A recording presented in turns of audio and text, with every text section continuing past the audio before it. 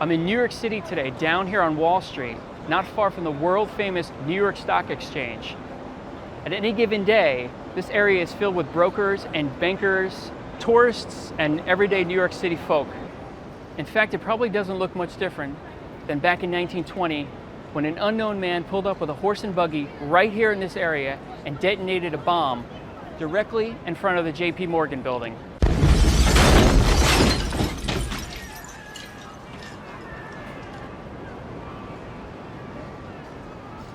Interestingly enough, no one was ever convicted. Probably a good reason for that is, in an attempt to appear unfazed by terrorism, these streets were completely cleaned and swept for the next day's work.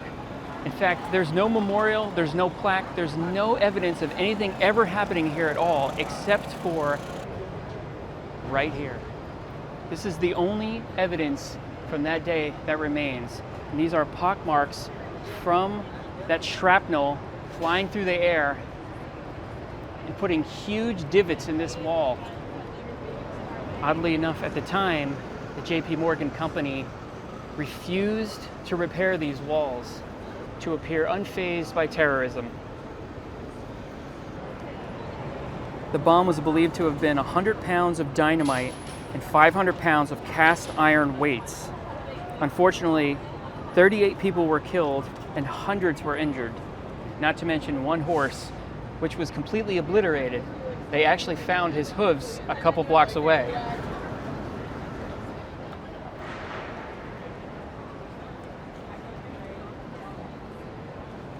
And it's incredible that thousands and thousands of people walk by here every day and they don't even notice it. But it's right out here, right in the open.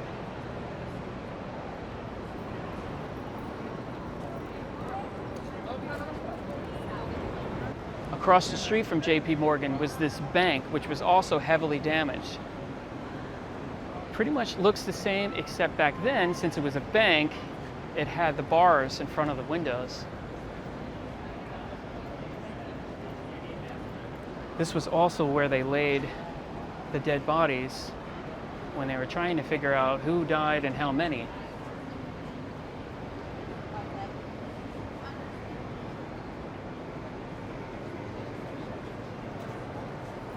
This road has obviously been redone since then, but there's a huge pothole here, an area where the current brick is ripped up, and I wonder if this is the original road underneath. In New York City, you never know. It could very well be. I cannot imagine what it was like to be here on that day when that bomb went off and to see the amount of damage that caused. 38 people killed. During this investigation, many people were arrested, but ultimately no one was ever convicted. It was largely assumed at the time to be the work of Italian anarchists. This next location brings us to Greenwich Village at 18 West 11th Street. This odd-shaped facade right here, this was the site of the March 6th, 1970 accidental bombing in this basement.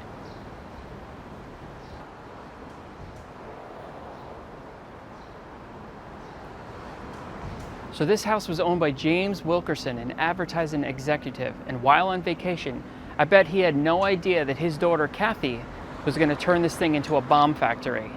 Kathy was part of the Weather Underground. Her and her 4 friends were down in the basement making bombs that were meant to be detonated later on that evening.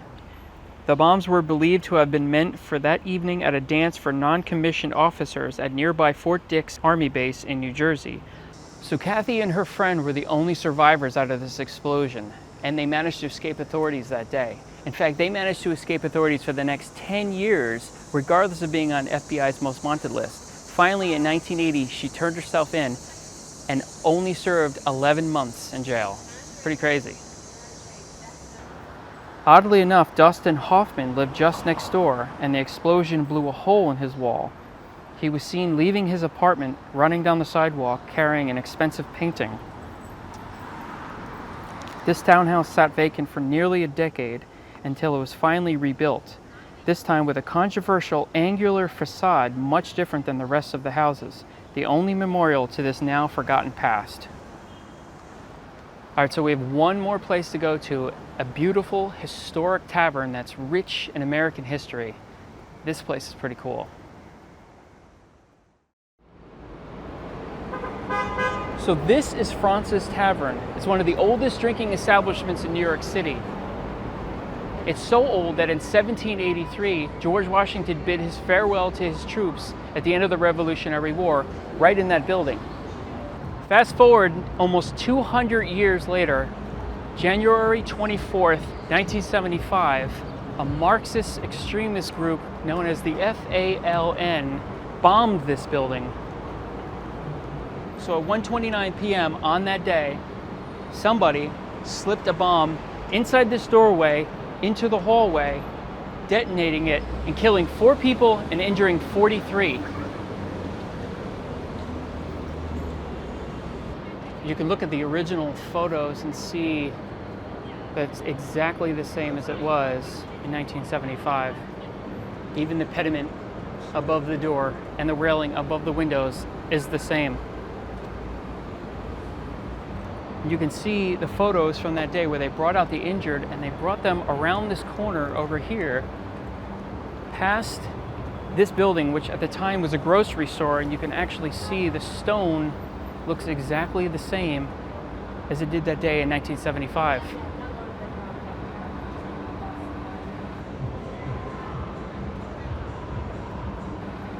So down here, this is where they brought them to safety.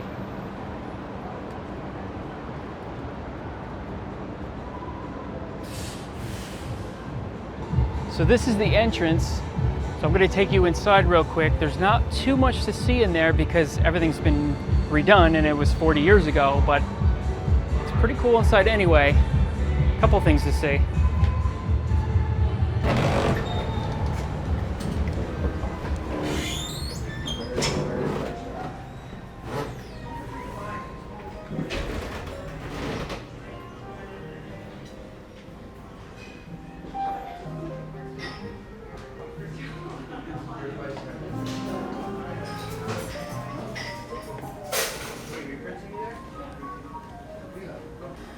So inside the restaurant, this mural has a crack all the way through it that happened as a result of the bombing.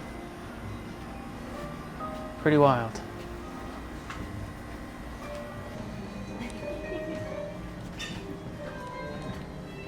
So this part of the tavern had heavy damage, and when comparing from the original photos, you can see where the staircase was. You can actually see a part of the mural on the left. That door on the right leads out to the door that I was standing in front of when I was outside.